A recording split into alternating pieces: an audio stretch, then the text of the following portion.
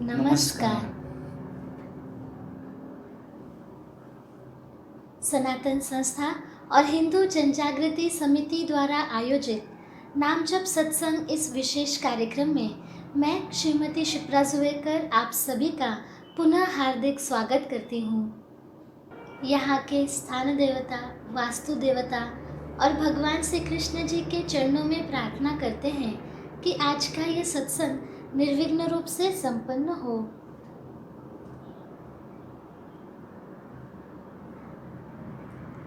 आज के सत्संग में हम अध्यात्म शास्त्र के अनुसार योग क्या है तथा अलग अलग योगानुसार साधना मार्ग के विषय में जानकर लेंगे।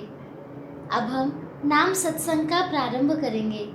सनातन संस्था के धर्म प्रचारक संत सद्गुरु नंद कुमार जादव जी हमें मार्गदर्शन करेंगे और उसके बाद प्रत्यक्ष संतों के साथ हम सामूहिक नाम जप अर्थात एक ही समय पर अपने अपने स्थान पर नाम जप करने का प्रयास करेंगे। अब मैं सनातन संस्था के धर्म प्रचारक संत सद्गुरु नंद कुमार जादव जी से प्रार्थना करती हूँ कि हमारा मार्गदर्शन करें। जी, मैं भगवान श्री कृष्ण जी के चरणों में वंदन करता हूँ। आप सभी से अनुरोध है कि आप अपने इष्ट देवता, उपास्य देवता अथवा कुल देवता से प्रार्थना करें कि आज का यह कार्यक्रम हम निर्विघ्न रूप से सुन पाएं। आज सत्संग के आरंभ में श्री रामकृष्ण परमहंस जी के जीवन का एक प्रेरक प्रसंग सुनेंगे।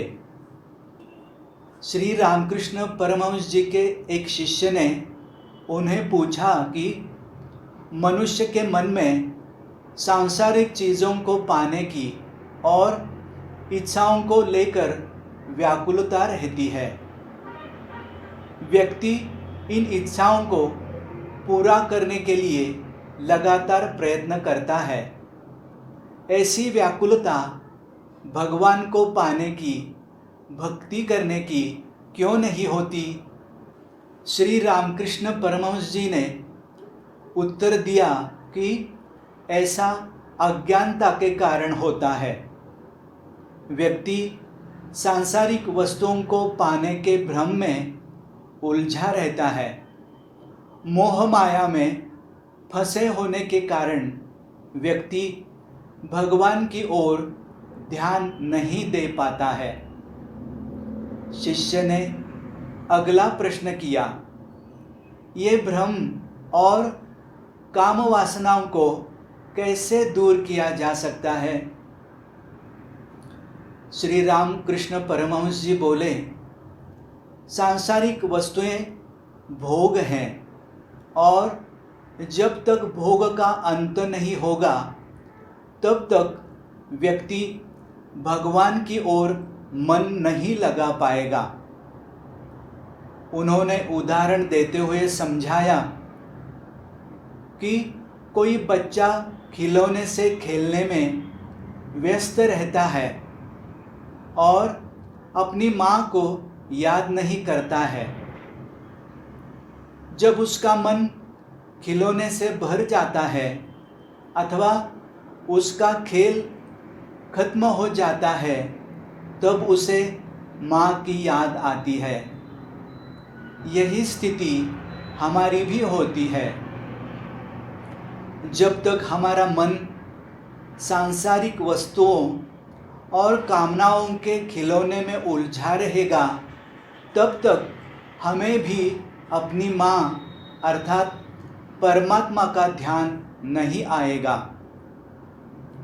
भगवान को पाने के लिए, भक्ति के लिए हमें भोग विलास से दूरी बनानी पड़ेगी। तभी ही हम भगवान की ओर ध्यान दे पाएंगे कि सांसारिक कामनाओं का त्याग किए बिना भगवत प्राप्ति संभव नहीं है। इसलिए साधक को दैनिक जीवन में कामना और इच्छाओं का धीरे धीरे त्याग करना आवश्यक होता है। आज हम प्रत्यक्ष साधना के बारे में जानकारी लेंगे। जी सदगुरु जादव जी, हाँ। कथा से हमें प्रेरणा मिली। अच्छा। अब प्रश्न है कि प्रत्येक व्यक्ति को कौन सी साधना करनी चाहिए?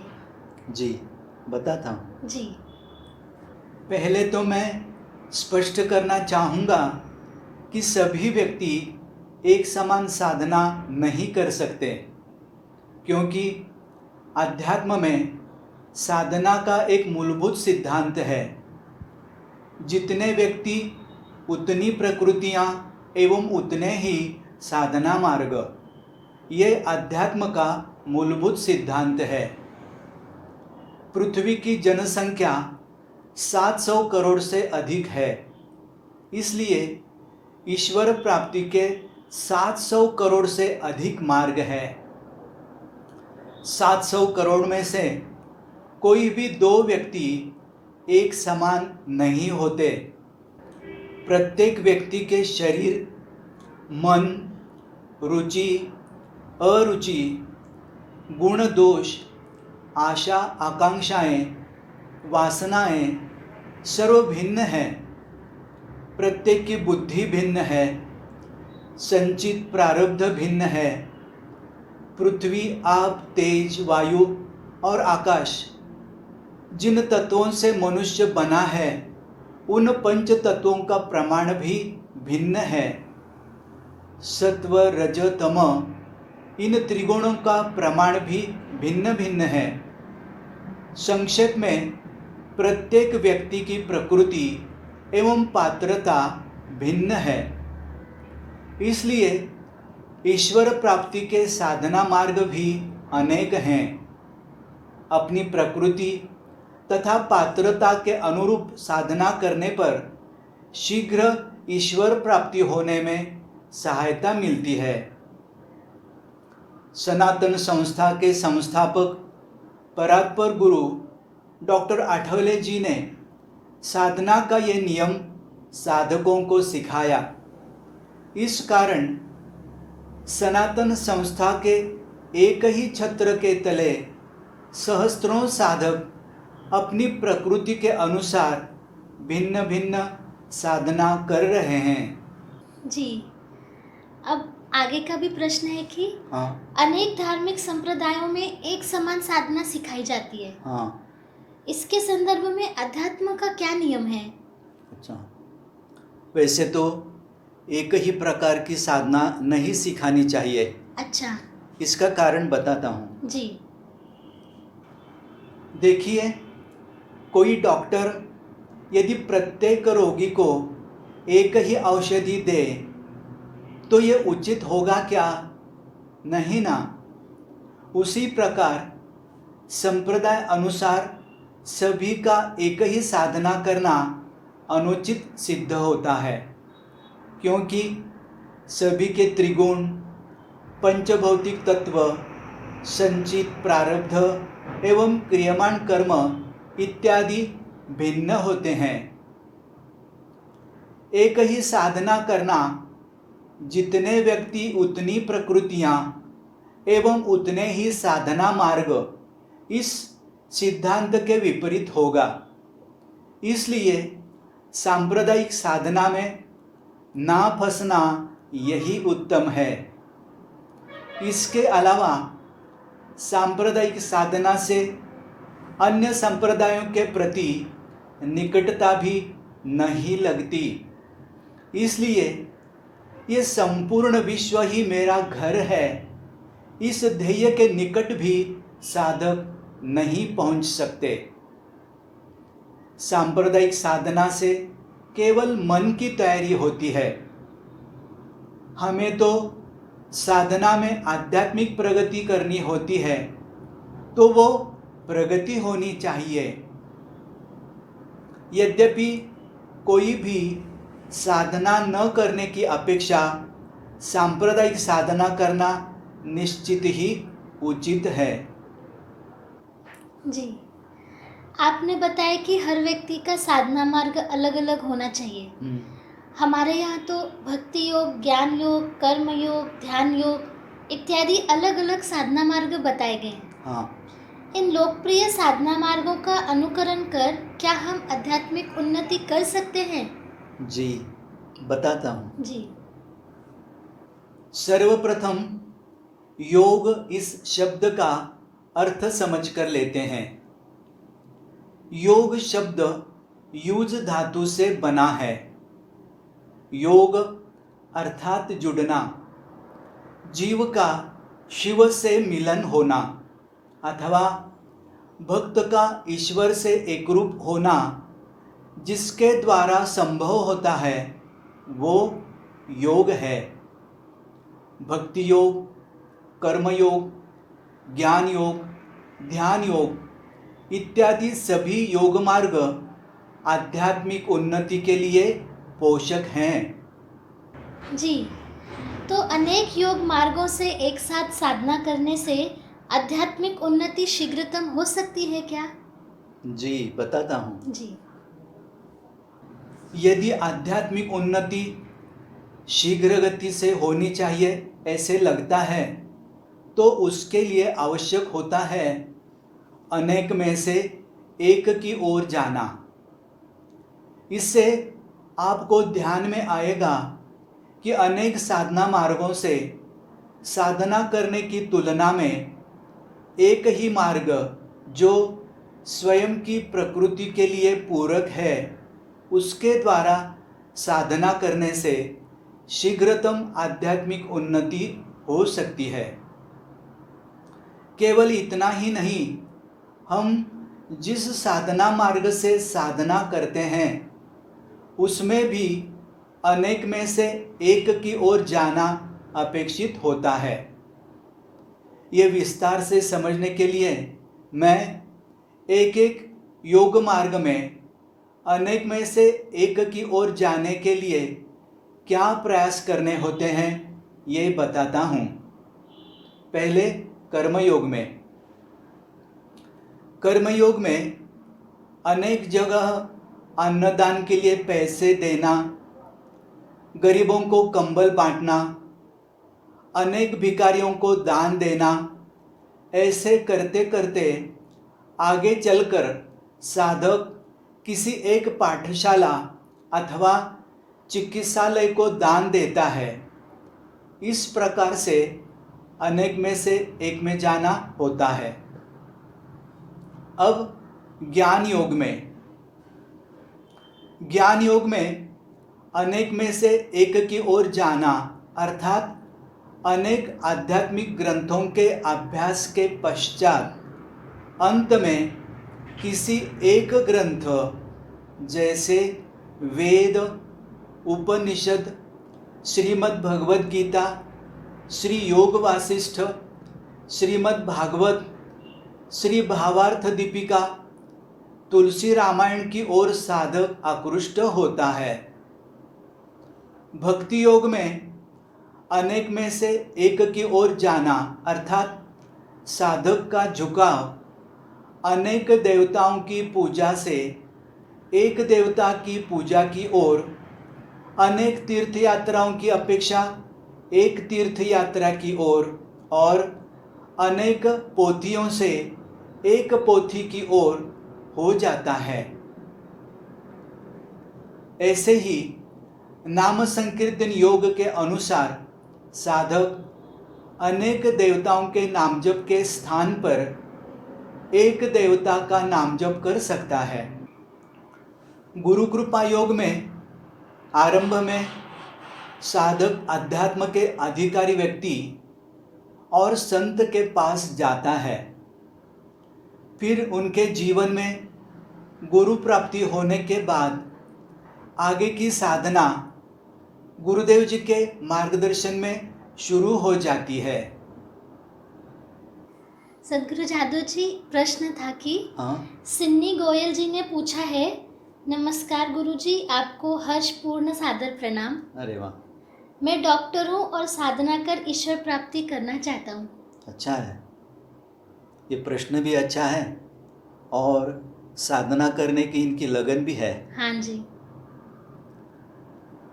डॉक्टर सिन्नी जी, आपका विचार बहुत ही अच्छा है। आपके संपर्क में सनातन संस्था के कोई साधक अथवा हिंदू जनजागृति समिति के कार्यकर्ता होंगे तो आप उनसे संपर्क कर साधना के विषय में मार्गदर्शन ले सकते हैं।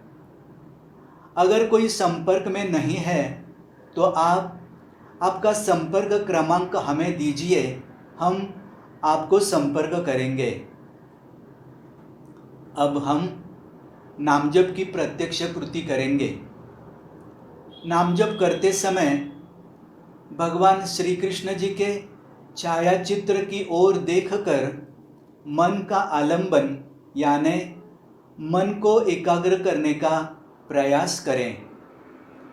मन का आलंबन भगवान के चित्र पर करने से मन में आने वाले निरर्थक विचारों की मात्रा अल्प होती है और नामजप अधिक एकाग्रता से होता है। जिनकी प्रकृति आंखें बंद रखकर ध्यान की अवस्था में जप करने की है, वे उसी प्रकार से भी जप कर सकते हैं। नाम जप करने के बाद मन को कैसे लगा, इसका भी हम स्वयं का निरीक्षण करेंगे। और अब नामजप के संबंधी अधिक सूचनाएं श्रीमती शिप्रा जी हमें देंगी। जी, अब हम भगवान श्री कृष्ण जी का नामजप ऑडियो के द्वारा लगाएंगे। इस ऑडियो की एक विशेषता है, सनातन संस्था की संत और सद्गुरु श्रीमती अंजलि गाडगिल जी ने यह सात्विक जप का उच्चारण किया है। यदि आपको अन्य किसी देवता का नाम जप करना हो तो आप कृपया ऑडियो म्यूट करके नाम जप कर सकते हैं। आज संतों की वंदनीय उपस्थिति में हमें नाम जप करने का अवसर मिल रहा है, हम उसकी अनुभूति ले सकते हैं। नाम जप का समय पूर्ण होने के पश्चात हम आपको सूचित करेंगे। नाम जप का आरंभ करने से पहले हम अपने इष्ट देवता, कुल देवता या भगवान श्री कृष्ण जी से प्रार्थना करेंगे कि हमारा नाम जप भावपूर्ण और एकाग्रता से हो, ऐसी आपके चरणों में प्रार्थना है।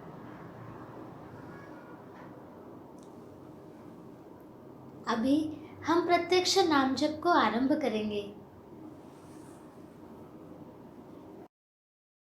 ओम नमो भगवते वासुदेवाय। ओम नमो भगवते वासुदेवाय। ओम नमो भगवते वासुदेवाय। ओम नमो भगवते वासुदेवाय। ओम नमो भगवते वासुदेवाय। ओम नमो भगवते वासुदेवाय। ओम नमो भगवते वासुदेवाय। ओम नमो भगवते वासुदेवाय। ओम नमो भगवते वासुदेवाय। ओम नमो भगवते वासुदेवाय। ओम नमो भगवते वासुदेवाय। ओम नमो भगवते वासुदेवाय। ओम नमो भगवते वासुदेवाय। ओम नमो भगवते वासुदेवाय। ओम नमो भगवते वासुदेवाय। ओम नमो भगवते वासुदेवाय। ओम नमो भगवते वासुदेवाय।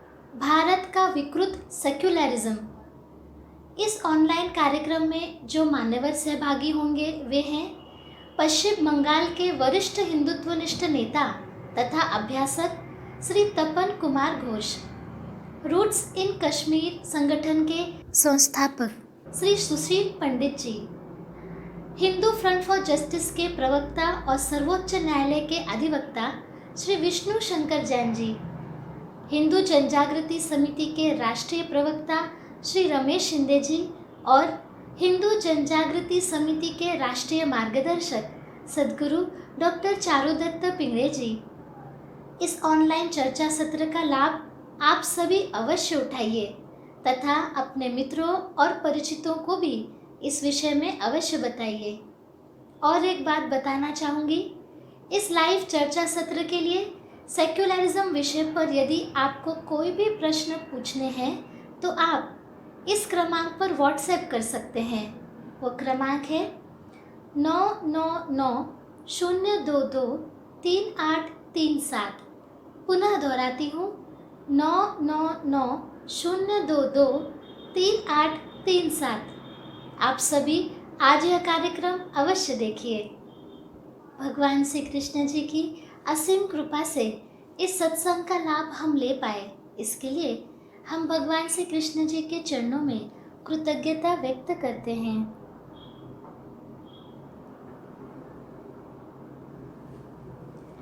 किसी भी कार्य से पूर्व प्रार्थना करने से और कार्य पूरा होने के बाद कृतज्ञता व्यक्त करने से कार्य में आने वाली बाधाएं दूर होती हैं। आज का नाम जप सत्संग यही संपन्न होता है, ऐसा मैं घोषित करती हूँ। नमस्कार।